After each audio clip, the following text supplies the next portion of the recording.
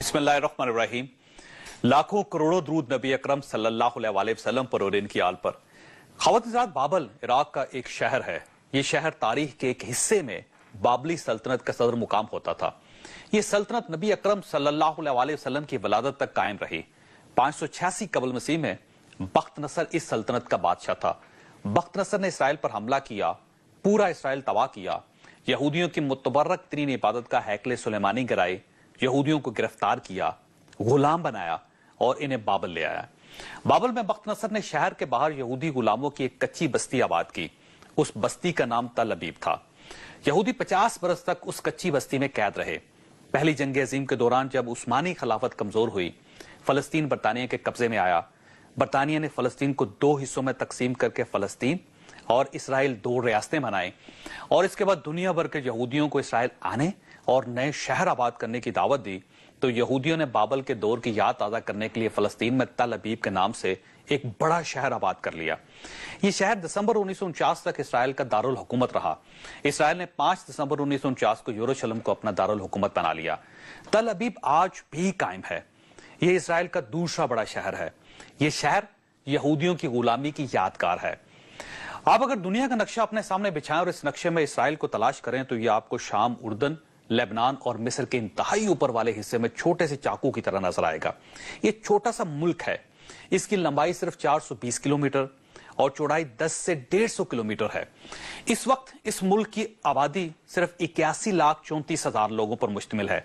इस 81 लाख लोगों में 61 लाख यहूदी हैं, जबकि बाकी आबादी मुसलमानों और ईसाइयों पर मुश्तमिल है। इसराइल 4 इस्लामी मुल्कों की छीनी हुई जमीनों पर कायम किया गया। इसराइल ने 5 जून 1967 को शाम की गोलान की पहाड़ियों पर कब्जा कर लिया। उर्दन का मगरबी किनारा भी 1968 में इसराइल के कब्जे में चला गया और इसराइल ने 1967 ही में मिस्र के इलाके गजा पर भी कब्जा कर लिया। आप अगर नक्शे में इसराइल को दोबारा देखें तो आपको इसराइल के गिर्द 12 बड़े इस्लामी मुल्क दिखाई देंगे। ये मुल्क शाम, इराक, लिबनान, उर्दन, मिस्र, सऊदी अरब, Bahrain, Qatar, UAE, Iran, Turkey और सूडान है। ये मुल्क आबादी, वसाइल, ताकत और रकबे में इसराइल से 500 गुना बड़े हैं। इसराइल ने 1948 से आज तक इन मुसलमान मुल्कों से 5 बड़ी जंगें लड़ी और ये हर जंग के बाद किसी न किसी इस्लामी मुल्क की किसी न किसी जगह पर काबज हो गया और ये ताकतवर तरीन 12 इस्लामी मुल्क और 58 ममालिक पर मुश्तमिल इस्लामी दुनिया इस छोटे से मुल्क से अपने इलाके ना छुड़ा सकी। ताज़ा तरीन तारीख में ऐसे वाकयात भी हैं जब उस शाम, मिस्र और उर्दन ने इसराइल के साथ इंतहाई अफसोसनाक मुआहदे कर लिए जिनके इलाकों पर इसराइल बराह रास्त काबज है। इन इस्लामी रियासतों के बारे में कहा जाता है कि इनके आवाम अगर इसराइल की सरहद पर खड़े होकर इसकी तरफ सिर्फ थूक दें तो पूरा इसराइल इस थूक में डूब जाएगा।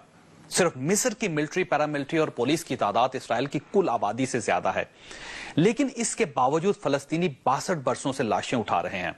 फलस्तीनियों की चौथी नस्ल कैंपों और खुले आसमान तले आंखें खोल रही है और आलम इस्लाम ख्वाब खरगोश के मजे लूट रहा है। हम लोग सिर्फ सोशल मीडिया पर सुल्तान सलाहुद्दीन यूबी बनने की कोशिश कर रहे हैं।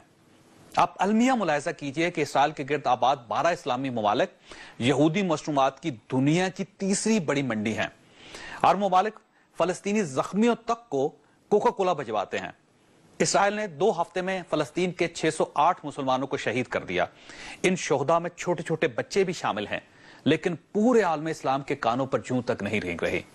ये अपनी अपनी सहरियों और इफ्तार डिनर्स में मशरूफ हैं। OIC खामोश है। अरब लीग हमास को सुलह करने पर मजबूर कर रही है, जबकि सलामती कौंसिल ने मजम्मती करारदाद तक पास करने से इंकार कर दिया है। सदर ओबामा भी 600 लाशों के बाद फलस्तीनियों से इज़हार हमदर्दी की बजाय इस्राइली सदर को फोन करते हैं और उनसे 27 यहूदी फौजियों की हलाकत पर ताज़ियत करते हैं। ये क्यों है और ये कितनी देर तक चलता रहेगा? ये हमारे बिलखसूस हमारे हुक्मरानों की बेहिसी की वजह से हो रहा है और ये उस वक्त तक चलता रहेगा जब तक मुस्लिम उम्मा अपने हकूक के लिए खड़ी नहीं होती, जब तक हुक्मरान जाती मफादात से बालातर होकर गरीब और नादार मुसलमानों के लिए नहीं सोचते। और ये शायद हमारी जिंदगियों में मुमकिन ना हो सके, क्योंकि यहूदी 2500 साल पुराने तल अबीब को भी याद रखे हुए हैं, जबकि हम में ताज़ा लाशें तक उठाने की हिम्मत नहीं। वो माजी को भी जिंदा रखे हुए हैं, जबकि हमें तो रमजान में भी बच्चों के गलों से टपकता हुआ लहू नजर नहीं आ रहा। चनाचे अंजाम सामने वहां दीवार पर सामने लिखा हुआ है। हमें क्या करना चाहिए रियासत की हैसियत से और आम मुसलमान की हैसियत से, ये हमारा आज का मौजू होगा। और आपको अगर कोई जरूरी काम नहीं, आपने अगर फालूदा या आइसक्रीम खाने के लिए नहीं जाना, तो आप फलस्तीनी मुसलमानों के लिए हमारे साथ रहिएगा।